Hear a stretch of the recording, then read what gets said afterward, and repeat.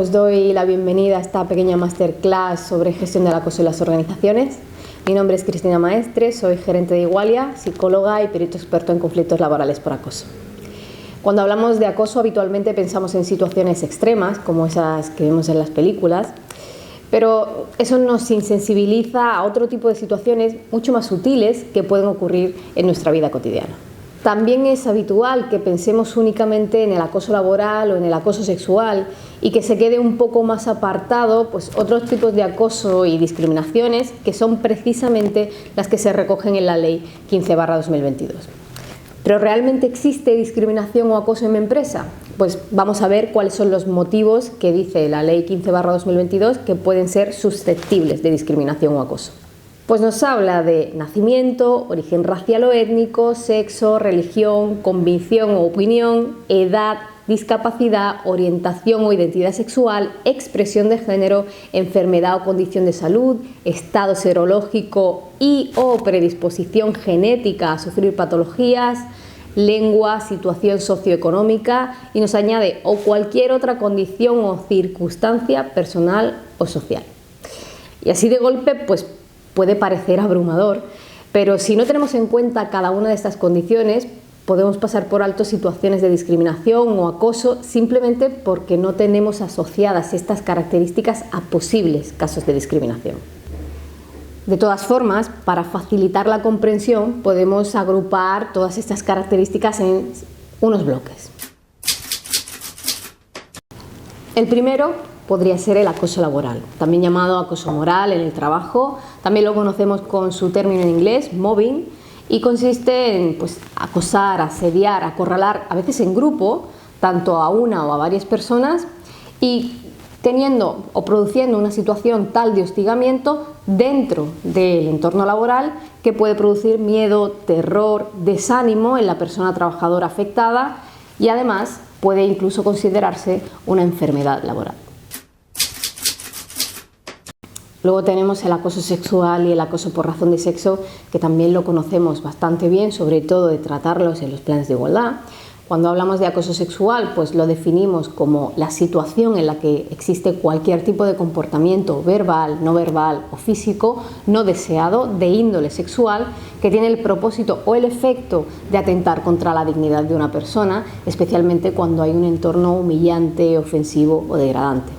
En el caso del acoso por razón de sexo, también lo definimos como un comportamiento no deseado, pero en este caso se relaciona con el sexo o el género de la persona y también atenta contra su dignidad, creando ese entorno intimidante o degradante. Cuando hablamos de discriminación por orientación sexual, la definimos como cualquier comportamiento basado en la atracción de una persona hacia otra en el plano de lo emotivo, romántico, sexual o afectivo, y que se realiza con el fin de atentar contra la dignidad de esta persona, también tanto a nivel físico como a nivel psicológico, creando un entorno intimidatorio, degradante o ofensivo. En el caso de la discriminación por identidad de género, este entorno degradante, humillante y ofensivo se crea en relación a la identidad de género o la expresión de género de una persona y también con ese fin de humillarla, de degradarla, de atentar contra su integridad tanto física como psicológica. Luego podemos unir la discriminación o el acoso por nacimiento, origen racial, origen étnico, lengua o situación socioeconómica, porque realmente en este caso esa discriminación y ese acoso se va a definir como cualquier comportamiento xenófobo, racista o clasista basado en la identidad de una persona referida a su origen, su raza o su clase social. Por otro lado, también podemos unir toda la discriminación y acoso que se dé por motivos de religión, de convicción u opinión, porque vamos a ver cómo se atenta contra la dignidad de la persona creando ese entorno degradante y ofensivo en base a cualquier comportamiento teniendo en cuenta las creencias de una persona. Y por último, podemos agrupar la discriminación o el acoso por motivos de edad, de discapacidad, de enfermedad o de condición de salud, realmente porque, aunque parecieran diferentes, Esta discriminación se da en base a características fisiológicas, mentales, de carácter biológico de una persona. Son características incontrolables que tienen asociados prejuicios y esto conlleva ese acoso y esa situación degradante, ese entorno ofensivo. Y ahora bien, conociendo estas definiciones, ¿qué puedo hacer para detectar posibles situaciones de discriminación o acoso dentro de mi empresa?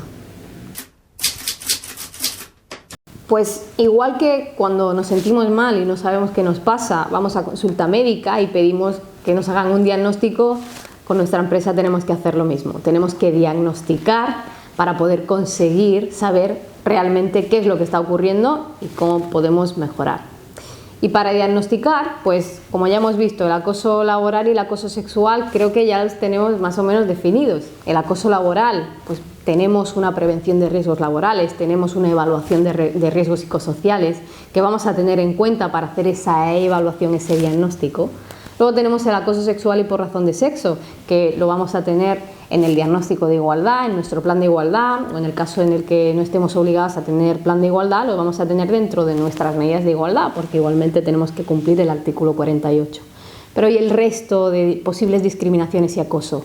¿Cómo lo detectamos? ¿Cómo hacemos ese diagnóstico? Pues vamos a verlo también por bloques y os voy a dar algunos ejemplos.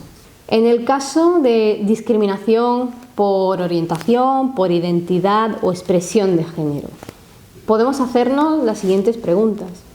En nuestra empresa tenemos que llevar uniformes y en el caso de llevar uniforme, ¿ese uniforme está diferenciado por sexo? ¿Obligo a una persona a llevar un uniforme concreto en relación con el sexo o el género que yo considero que representa o el género sexo que aparece en su documento de identidad? ¿Existe algún criterio formal para el uso de baños o vestuarios en la oficina? ¿Cómo reconozco o cómo identifico a qué personas pueden acceder a según qué área si la tengo diferenciada también por sexo? En el caso que trabajemos con menores, en los formularios que tienen que rellenar, pedimos que nos rellenen el nombre de su padre y de su madre, damos por hecho que tienen padre y madre, o quizá simplemente pedimos que nos den los datos de sus cuidadores o de sus familiares. Cuando queremos diagnosticar también si existe discriminación o posible acoso en nuestra empresa por nacimiento, origen racial o étnico, por lengua o situación socioeconómica, también podemos hacernos preguntas similares. Por ejemplo, si en nuestros procesos de selección preguntamos la dirección donde vive la persona antes de contratarla. En ese caso tenemos que preguntarnos, ¿es posible que preguntar esa dirección, saber del barrio, de la calle que viene, me haga tener sesgos inconscientes sobre el posible rendimiento de la persona? ¿Es necesario realmente conocer esa información antes de la contratación? También podemos preguntar si consideramos criterio excluyente que la persona contratada hable una lengua distinta a la lengua vehicular de la organización. Esa lengua, el hablar esa lengua, ¿es realmente un criterio excluyente o realmente estamos ejerciendo algún tipo de discriminación por esa característica? O también podemos preguntarnos si existen cortes de cabello o peinados que consideremos no profesionales. Y tendríamos que preguntar entonces cuáles, porque a lo mejor estamos considerando un corte de cabello o un estilo de peinado no profesional al tipo de pelo natural que tienen personas de una raza concreta. En el caso de querer diagnosticar posible discriminación por religión, por convicción u opinión, es importante tener en cuenta todos estos puntos, porque, por ejemplo, sí que podemos preguntarnos, ¿prohibimos la simbología religiosa dentro de la organización? Pero en caso afirmativo, ¿hacemos excepciones? Prohibimos simbología religiosa, por ejemplo, a nivel de vestimenta, sin embargo, no prohibimos simbología religiosa, como puede ser un colgante. ¿Por qué hacemos esas excepciones, por ejemplo? También podemos preguntarnos si se restringe o se fuerza al uso de prendas dentro de la organización que no tengan que ver con características o con necesidades de la propia producción. Si tenemos una redecilla de pelo, tendríamos la justificación de no podemos dejar que caiga cabello en lo que estemos produciendo, pero si tenemos algún tipo de código de vestimenta que vaya más allá y que no repercuta en el propio trabajo, ¿por qué lo tenemos? Y también tenemos que diagnosticar y tenemos que tener en cuenta si existen mecanismos en nuestra empresa para garantizar la libre opinión y la neutralidad frente a materias que no conciernen al trabajo y al ámbito laboral.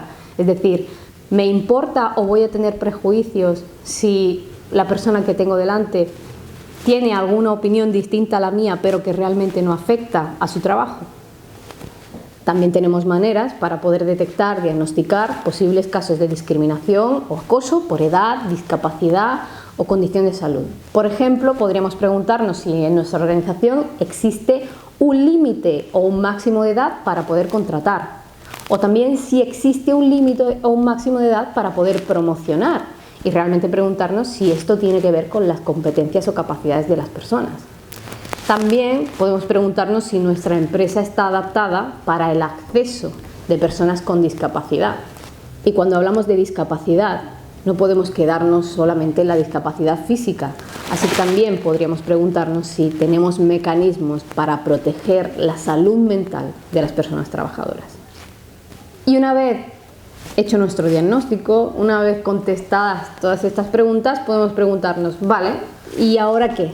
¿Qué es lo que hago? Una vez yo sé cómo se está gestionando o si no estoy gestionando el acoso o la discriminación, una vez que yo ya sé la potencial discriminación que puede ocurrir en mi empresa, ¿qué es lo que tengo que hacer?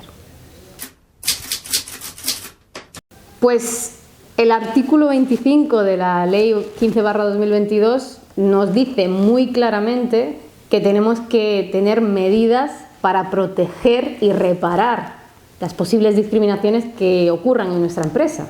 Nos dice, de hecho, literalmente, que la protección frente a la discriminación obliga a la aplicación de métodos o instrumentos suficientes, por un lado, para detectar, por otro lado, la adopción de medidas preventivas y la articulación de medidas adecuadas para el cese de las situaciones discriminatorias.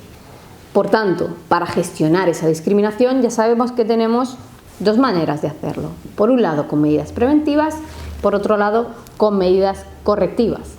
¿Qué medidas preventivas tenemos sí o sí que poner en marcha?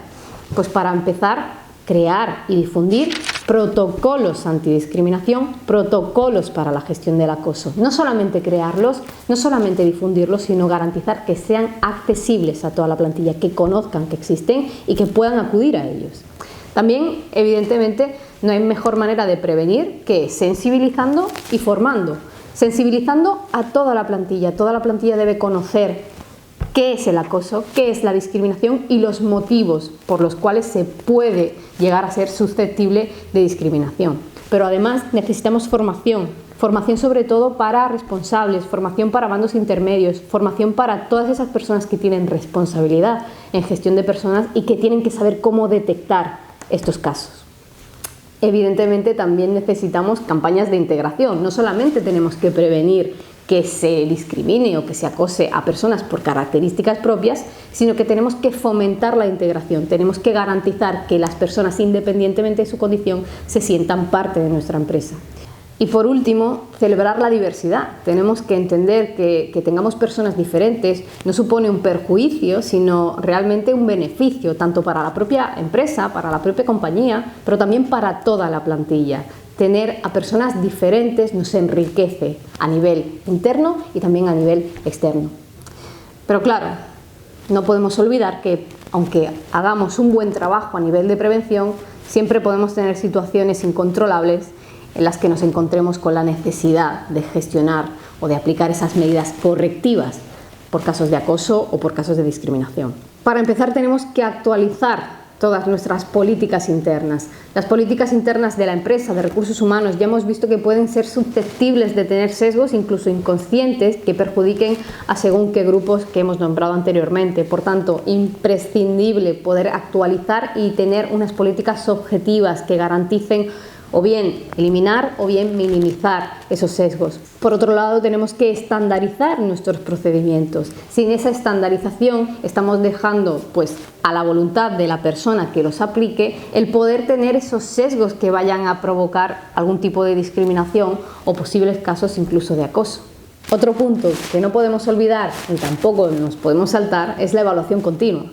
Si no hacemos esa evaluación continua, es imposible que podamos verificar que toda esa estandarización de procedimientos, que todas esas actualizaciones de políticas realmente sean efectivas. Por tanto, evaluación continua para garantizar que los medios, los recursos que estamos invirtiendo en garantizar que nuestra organización esté libre de discriminación y acoso realmente sean efectivos. Y por último, si después de todo tenemos, por desgracia, una situación de acoso o de discriminación en nuestra empresa, tenemos que garantizar que las investigaciones se lleven a cabo de manera objetiva, con celeridad y sobre todo respetando los derechos de las personas trabajadoras y garantizando confidencialidad y profesionalidad.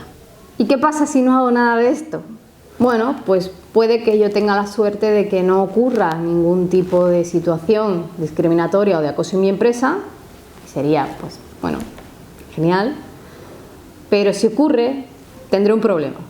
Porque entonces sí que nos tendremos que ir al artículo 27 también de la Ley 15/2022, donde habla tanto de la responsabilidad patrimonial como de la reparación del daño. Y nos dice que toda persona física o jurídica que cause discriminación por alguno de los motivos que hemos ido enumerando tendrá que reparar el daño proporcionando una indemnización y restituyendo, en el caso de que sea posible, a la víctima a las condiciones anteriores a las que se produjera esa discriminación.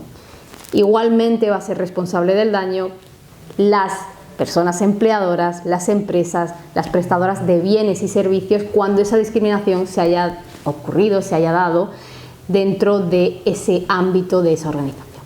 Por tanto, y para finalizar, quiero dejaros con una idea global para poder garantizar que nuestra organización esté libre de acoso, esté libre de discriminación. Imprescindible los 4 puntos que hemos ido enumerando dentro de esta pequeña masterclass.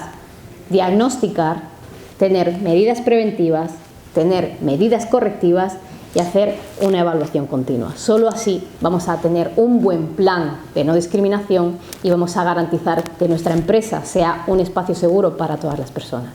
Si quieres saber más, si quieres ampliar tus conocimientos sobre este tipo de gestión del acoso y la discriminación, si quieres formarte incluso como agente de igualdad de trato y no discriminación, o incluso si simplemente quieres una sensibilización en este tipo de temas para tu plantilla, no dudes en ponerte en contacto con Igualia Formación y te informaremos de todos los cursos que tenemos a tu disposición. Una vez más, gracias por acompañarme y nos vemos en la próxima.